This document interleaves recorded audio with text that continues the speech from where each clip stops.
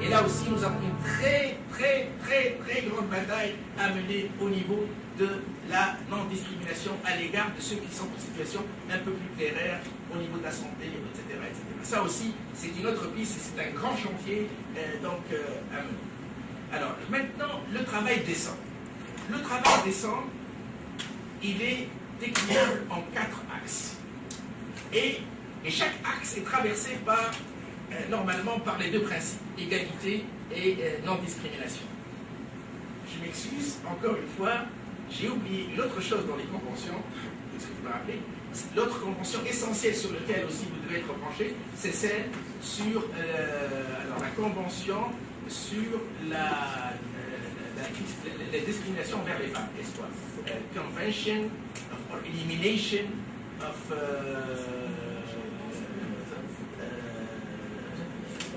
Discrimination Against Women. Elle est connue sous cet angle-là. Ça, c'est aussi... The Convention on the Elimination of all forms of discrimination. All forms of discrimination. C'est aussi très important. Vous devez l'avoir en tête au même titre que le fameux pacte dont j'ai parlé. Alors, CEDAW, en français, c'est CEDAW. Alors, ça aussi, c'est important. Alors, il se trouve que, grâce à la Révolution, nous avons ratifié le protocole. Donc, maintenant, il est possible que société civile engage des actions auprès des organismes onusiens concernés pour donc faire valoir ce droit à l'égalité, à la non-discrimination. Ça c'est... Maintenant, j'en viens au travail décent. Alors le travail décent, c'est 4 axes. Le premier axe, c'est l'accès à l'emploi. Alors l'accès à l'emploi, c'est quoi? Les critères. Alors, si c'est traversé donc par la question de genre, c'est le taux d'activité, son corollaire, le taux de chômage.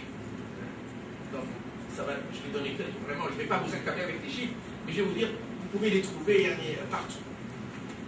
Deuxième point dans l'accès à l'emploi, que ce soit dans un travail où la rémunération est équitable, donc convenable, et où est posé le problème du salaire minimum. Et là aussi, je vais en dire quelques mots, et malheureusement, à tous ces niveaux, vous avez en Tunisie une inégalité flagrante. Le troisième niveau, c'est la sécurité en termes de conditions de travail. Durée du travail, le travail de nuit, aussi le travail des enfants, y compris donc la durée, la pénibilité, l'hygiène, la sécurité. Ça, c'est un axe important. Ça, c'est un axe important. Donc, et puis, j'ai dit, le taux d'emploi, le taux de chômage, le salaire, etc. Rémunération, sécurité. Voilà. Donc, je crois avoir dit. Allez, sur le premier axe. Le premier axe, relatif donc, au droit au travail décent, ce qu'on appelle l'accès à l'emploi. D'accord? Alors, je peux vous donner les chiffres, mais il suffit de rentrer donc sur le site de l'INS, et je dis 2 mots, comme ça il se répète. Alors, bien sûr, après la Révolution, c'est vrai que tout a dit bon. Jusqu'alors, on ne dit pas la vérité. Les chiffres sont ceci et cela. Alors, ce que je dois vous dire, et je parle vraiment en toute responsabilité, ce n'est pas que les chiffres est falsifié. C'est-à-dire, quand il s'agit de dire 30, c'est 30. Ils ne peuvent pas dire ni 20 ni 40. Mais, qu'est-ce qui se passe, généralement? Soit que la méthodologie qui a été utilisée pour arriver à ce chiffre est questionnable. Par exemple, la manière dont on définit le chômeur. Exemple. Ou le pauvre. En Tunisie, on est resté pendant je ne sais combien de décennies, et comme ça, par bêtise, je ne sais pas, à considérer qu'en milieu rural, eh bien, on a besoin de la moitié du revenu du milieu urbain. Il suffit que je sois en campagne pour dire non. Donc, on a établi des taux de pauvreté qui se basent sur cette iniquité, alors qu'elle est insensée. Alors, pourquoi ça devient grave? Parce que toutes les analyses faites jusqu'à 2005 disaient qu'en Tunisie, la pauvreté était surtout urbaine. Donc, allant vers l'urbain et sont tombés le rural. Donc ça, c'est une chose flagrante, gravissime. D'accord? Mais donc ce sont les méthodologies et deuxième aspect, c'est la non-diffusion de l'information. S'ils mettaient à notre disposition les résultats globaux des enquêtes, nous pouvons tirer 36 000 choses. Or, ils font une rétention volontaire. Donc, si je vous dis aujourd'hui, allez vers l'INS, les chiffres qu'ils donnent sur le chômage, la dernière enquête de 2011, elle s'est faite en mai, les chiffres qui figurent, compte tenu de la méthodologie utilisée, ce sont ces chiffres. Nous avons aujourd'hui, enfin en mai, autour de 10% de taux de chômage, par exemple. Il était de 13-14% avant la Révolution. Alors, entre parenthèses, parce que c'est une information que je livre en même temps, beaucoup se disent, on a une révolution, et puis voilà, on a des chiffres absolument. Alors, et là encore, il faut bien lire les chiffres. En fait, qu'est-ce qui s'est produit? Au cours des 5-6 premiers mois après la Révolution, nous avons perdu beaucoup d'emplois. 130 000 emplois. Alors, au premier venu, 130 000 emplois. Alors, c'est les entreprises ont fermé, les investisseurs étrangers ont quitté le pays, la Révolution, c'est l'anarchie, etc. Si on regarde de près les chiffres, en fait, qu'est-ce qui s'est passé? Et ça, c'est la Révolution. Nous avons une grande majorité de jeunes Tunisiens en particulier qui avaient le statut, ce qu'on appelle des aides familiaux. C'est-à-dire qui travaillaient donc dans le cadre familial et qui se déclaraient quand on faisait l'enquête, moi je ne suis pas salarié, je ne travaille pas à mon compte, je ne suis pas un patron, je suis aide familiale. Et c'est très général au niveau des filles, etc. Et après la Révolution, ce statut, parce qu'il est précaire, nous le revendiquons plus. Aujourd'hui, je me déclare en chômage. Donc, ça me paraît. Il en est de même de beaucoup de petits travailleurs indépendants qui étaient dans la précarité donc, extrême, dont les revenus étaient souvent inférieurs au SMIC, dans l'informel, et qui cette fois-ci ont déclaré « nous sommes chômeurs, nous n'avons plus ce statut ». Donc il y a une revendication du travail qui a fait qu'en plus, bien sûr, on a à peu près perdu, en termes de salariés, à peu près 10 000 emplois, sans doute dans le secteur touristique en particulier, et mais, pour vous dire, dans la compagnie Schwarzgafsen, ça c'était vraiment ce qui nous a fait perdre des points en fait en termes de production, c'est la compagnie, enfin tout ce qui touche le phosphate et le tourisme, essentiellement.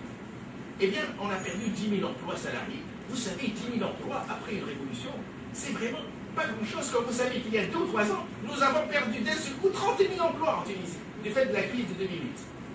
Donc le résultat est un élément. Donc il faut relativiser, il faut savoir lire les chiffres. Je ne dis pas que la situation est inquiétante. On aurait aimé avoir d'autres chiffres. Mais je voulais simplement vous dire que les chiffres, il faut savoir les lire, on peut les trouver, il faut trouver la méthodologie. Alors, donc, si vous prenez le taux de chômage, il est 2-3 fois plus, selon les cas, entre hommes et femmes. Si vous êtes en milieu rural, alors vous pouvez arriver à des chiffres de 30 ou 40%. J'ai les chiffres ici. Vous avez des gouvernements où ça atteint 40 ou 47%. Et la discrimination envers des femmes est évidente. Le taux d'activité, le fait que seulement 25% à peu près des femmes donc, sont considérées comme faisant partie de la population active.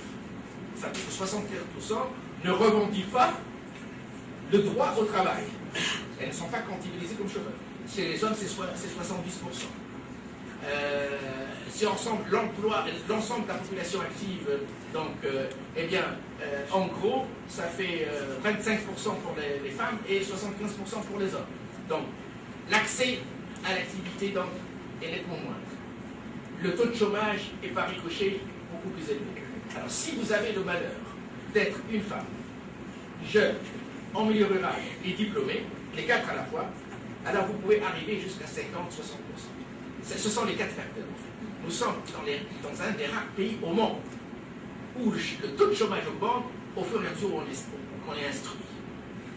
Plus je m'instruis, plus j'ai le risque, par la chance, de tomber dans la pauvreté.